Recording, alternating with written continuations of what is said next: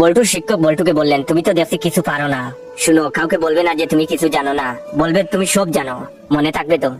বল্টু বলল, আচ্ছা স্যার। তারপর বল্টু বাড়িতে ফিরলো, ফিরেই মাকে সামনে পেল। মাকে বলল, মা আমি সব জানি। তখন বল্টুর মা বললেন, আরে দূর বোকা, তোর পাশের বাড়ির আঙ্কেল তো শুধু চা খেতে এখানে আসেন, এর চেয়ে বেশি কিছু না।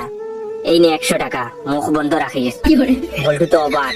এরপরে বল্টু তার বড় দিদির সামনে এসে দাঁড়ালো এবং তার বড় দিদিকে বলল, দিদি আমি সব জানি। তার দিদি বলল, বাদর ছেলে কোথাকার, তোর রাজুদা শুধু পরীক্ষার সাজেশন নেওয়ার জন্য আসে, এর বেশি কিছু না।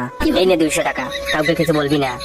বল্টু এবার তার বৌদির কাছে গেল এবং বলল, বৌদি আমি সব জানি। তখন তার বৌদি বলল, এক চড় দেব, সব জানিস যখন মুখ খুলিস কেন, এই নে 500 টাকা, মুখ খুলবি না। বল্টু তো খুশিতে আত্মহারা। তারপর বল্টু তার বাড়ির প্রতিবেশীর কাছে গেল এবং বল্টু বলল, কাকু কাকু আমি সব জানি। তখন তার প্রতিবেশী বললেন, সব জানিস যখন তাহলে আর কাকু বলে ডাকছিস কেন, আয় খুকা আমার বুকে আয়।